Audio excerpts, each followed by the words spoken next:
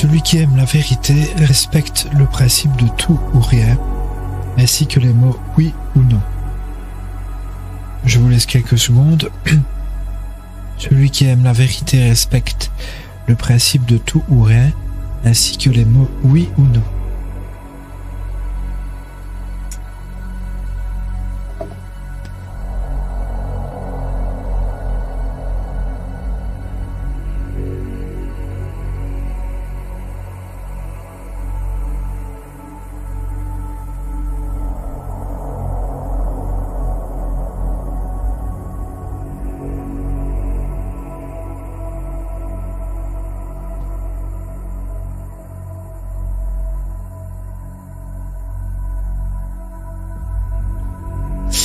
Alors, la vérité a une nature un peu radicale,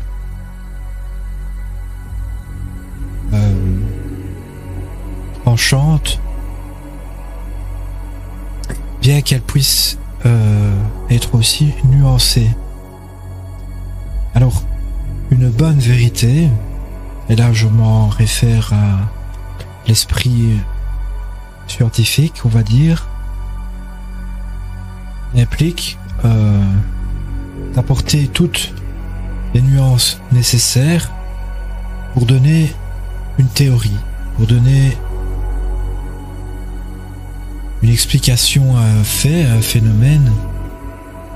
Il faut apporter également toutes les nuances nécessaires pour donner de l'élaboration à un fait. Il y a toujours beaucoup d'éléments à prendre en compte avant de donner une explication à quelque chose, donner une vérité. Alors une fois que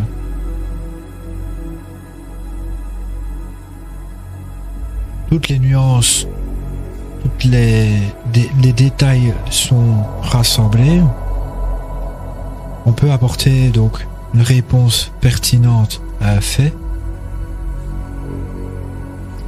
mais il n'y a plus à discuter après, en fait.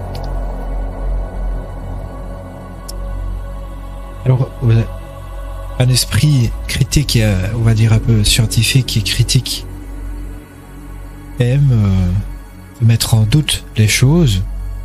Tout devrait être remis en doute quelque part pour être sûr que.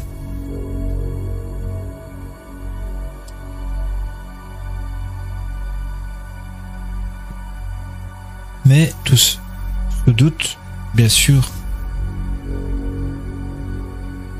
apporte également du vague, et les hommes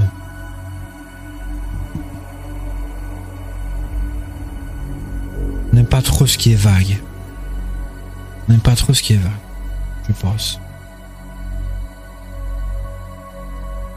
Alors je dis pas, je répète, il faut pas non plus que ce soit des réponses, des vérités trop, on va dire, trop réduites, non nuancées. Il faut bien sûr toujours qu'il y ait une réponse complète, mais une fois que la réponse est donnée, c'est ainsi et pas autrement. Donc c'est un peu en rapport à cette notion, très lié à cette notion de radicalité, on va dire, vérité et radicale, absolue, mais élaborée. Donc c'est oui ou c'est non. C'est pas le peut-être. C'est pas le... Voilà, c'est pas le peut-être. C'est le oui ou le non. Et maintenir ces mots-là.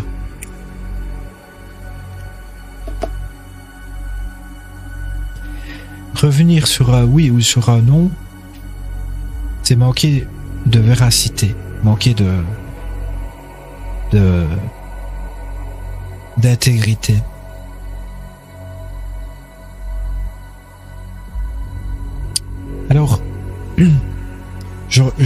peut-être dû commencer ma phrase par oui ou non et le principe de tout ou rien.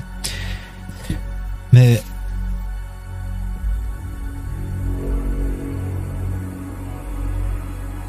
que ça me parlait plus tout de suite de dire tout ou rien, dans le sens où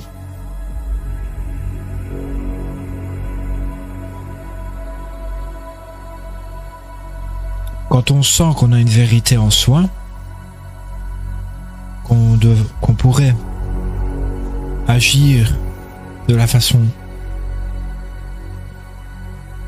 la plus juste, il faut l'appliquer à fond. Il faut l'appliquer à fond. Il n'y a pas de oui mais, de peut-être et une fois oui, une fois non. En tout cas, en ce qui me concerne, et je pense que c'est un esprit plutôt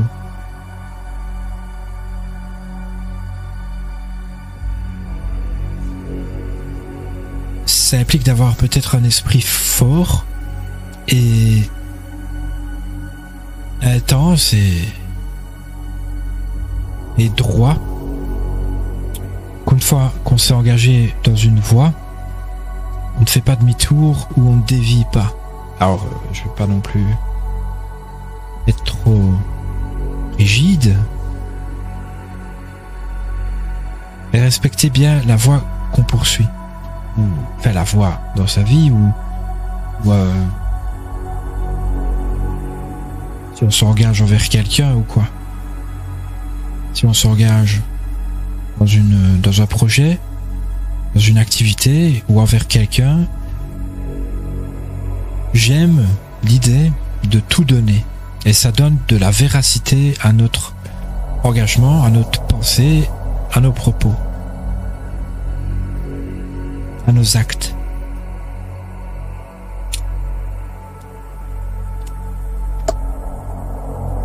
Par exemple,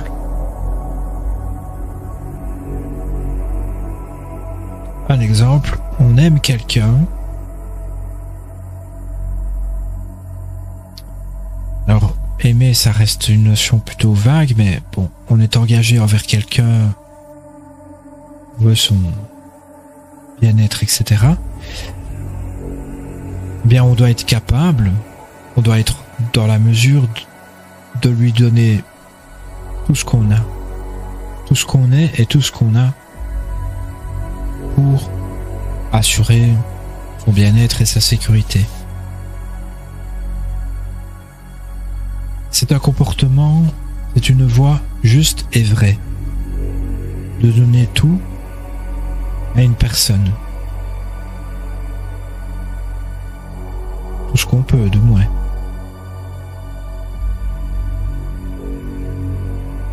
Au même titre qu'un projet, qu'une activité, une profession,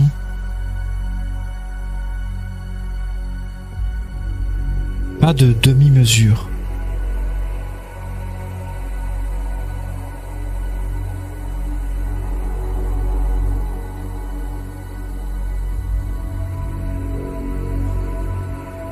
Ainsi, nous sommes des hommes. Voilà, en partie, ce qui peut définir un homme, ce qui peut faire un homme un vrai. Un homme un vrai, c'est un petit jeu de mots, mais c'est comme ça qu'un homme doit procéder. Un vrai, c'est oui ou non, et il n'y a pas de demi-tour. Il n'y a pas de oui mais et des peut-être. C'est ainsi. C'est tout ou rien, oui ou non, blanc ou noir. Il n'y a pas de gris.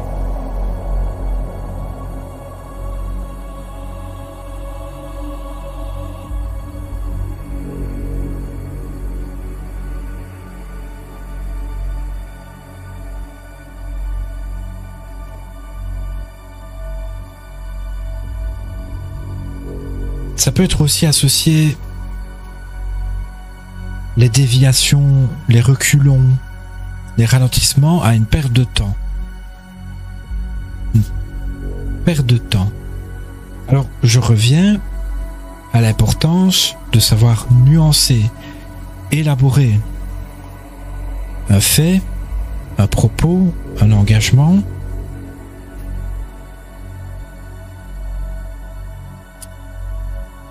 Ne pas non plus être s'obstiner dans une voie qui manque, où il manque certains détails.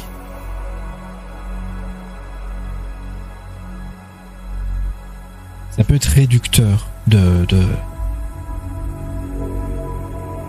s'engager sur un truc où on n'a pas pris tous les éléments en compte, en fait. Donc il faut le faire de façon mesurée, dans le sens où avoir bien pris son temps pour prendre une décision, mais une fois que la décision est prise, il n'y a pas de retour en arrière.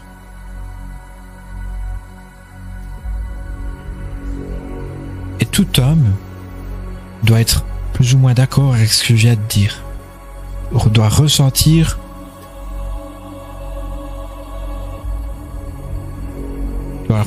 en lui ce que je viens de dire, en fait. Comme une résonance.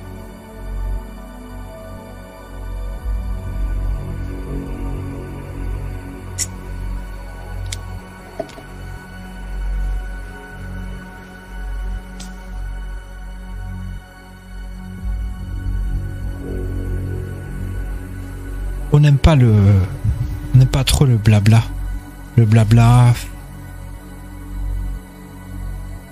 les peut-être.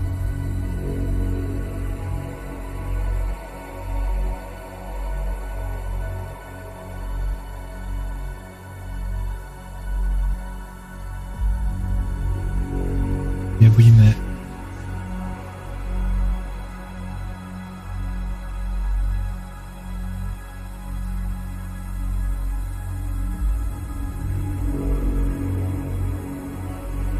De façon générale, trop discuter peut être clairement une perte de temps. Pour beaucoup de choses, trop discuter peut être une perte de temps et ça se ressent vraiment dans le monde du travail.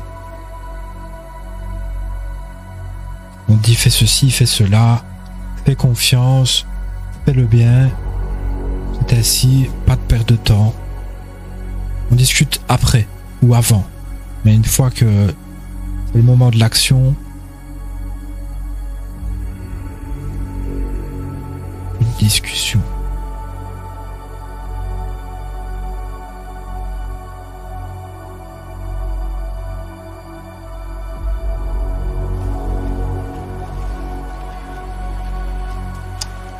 Voilà.